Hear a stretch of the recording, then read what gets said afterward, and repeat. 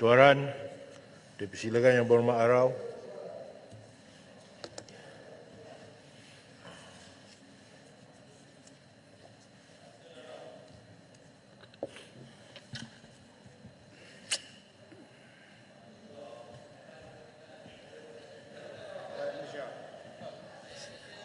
Terima kasih. Assalamualaikum warahmatullahi wabarakatuh. Saya minta saya punya ni terputus hubungan. Saya minta bentara tolong perbetuskan ya, sebab masa tidak bersama. Yang pertama sekali Speaker, saya ucap terima kasih. Besok soalan nombor 6. Tapi sebenarnya saya sudah reda untuk soalan nombor 60 yang amat. Tidak ada masalah. Saya tidak ada masalah sebenarnya. Bukan saya mencari nama ke atau apa-apa. Saya cuma ingin berkhidmatkan Allah. Sebab ini penting bagi kehidupan seseorang. Tapi yang amat bagi nombor 6, Alhamdulillah. Semoga Allah berkati. Yang pertama sekali kita nak ucap tahniah kepada Lembaga Hasil Dalam Negeri yang telah berjaya mengutip 175 bilion pada tahun 2022. Tahun 2022. Masa siapa saya lupa. Okey. Tapi saya ucap tahniahlah sebab Lembaga Hasil telah kutip 175 bilion. Yang keduanya, seringkali digunakan perkataan kerajaan yang lepas. Kerajaan lepas, pengaian lepas ada 3 Perdana Menteri tau. Daripada Langkawi, daripada Pagoh dan daripada Bera. Kerajaan yang lepas tu apa dia maksud? Saya tak faham. Sebab apa? Barisan Nasional sekarang sudah masuk bersama dengan PH. Kalau sebut kerajaan lepas, Barisan Nasional. Jadi seringkali diperkecilkan kerajaan yang lepas, kerajaan lepas. Tak payah sebutlah. Petang ni pun sebenarnya saya tak nak bercakap berlebih-lebihan. Sebab apa ini berhubung dengan Lembaga Hasilan Negeri. Kita nak cakap tenang-tenang. Tapi bila bagan provok tadi, maka saya tidak ada pilihan untuk juga bercakap dengan lebih hebat dan dahsyat. Yang Muhammad, tak payah provok. Kita jangan buat kerja banding kerajaan yang lepas. Kita pun belum buat apa lagi. Saya tahu kata kita telah mengambil membawa masuk pelaburan 100 bilion. Tiang belum masuk lagi. Simen sekampik belum masuk lagi. Ini pengumuman. Kini kalau betul pengumuman itu barang masuk, sudah pasti dia akan mendatangkan kesan kepada banyak perkara. Termasuk tukaran wang ringgit kita yang mungkin akan lebih baik. Oleh kerana ini semua kita pengumuman. Dan pengumuman ini akan mendatangkan kesan kepada pasaran saham kita. Tapi pasaran saham dengan kerajaan sebut 100 bilion, 170 bilion, tak ada kesan pun.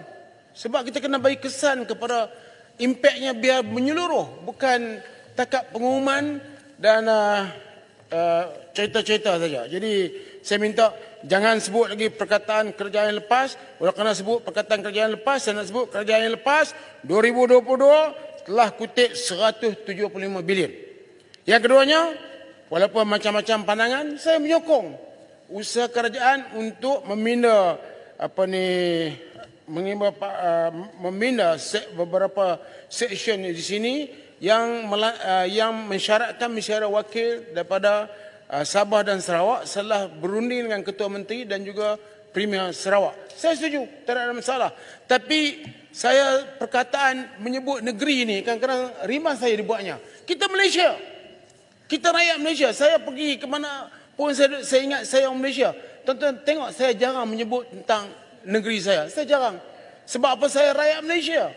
Jadi kalau sekiranya orang layak tu daripada bersebut ni berkedudukan dan berpengalaman, kalau sekiranya yang layak itu daripada Sabah, kita lantik semua daripada Sabah.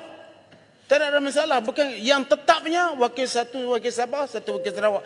Tapi kerana yang lain itu layak daripada Sabah dan Sarawak, kena lantik juga. Bukan satu orang Sabah, satu orang Sarawak. Kerana mungkin yang layak daripada Sabah 5 orang lah. Apa masalah? Kalau yang layak daripada Sarawak 5 orang lah. Saya tak kisah. Saya tak kata ni tak lantik pada negeri you. Tak. Kalau orang saya layak, lantik. Tak ada masalah. Pernah 2 orang ketua hakim negara daripada Perlis. Dia layak, lantik. Tidak ada masalah. Yang paling penting kita rakyat Malaysia. Berbanggalah jadi rakyat Malaysia.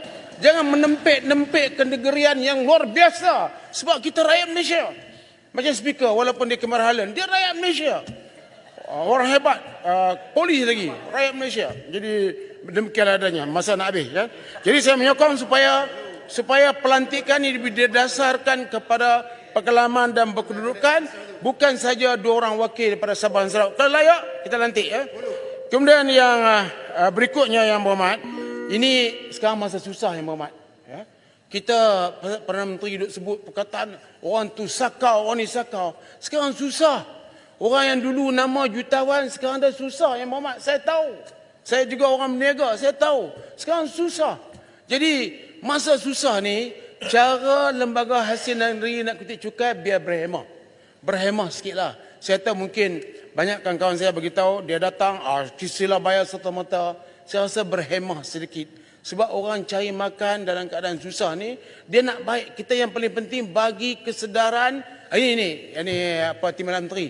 Bagi kesedaran, bagi pendidikan bahawa membayar cukai itu adalah tanggungjawab kepada pendapatan yang telah didapatkan di negara ini. Tanggungjawab.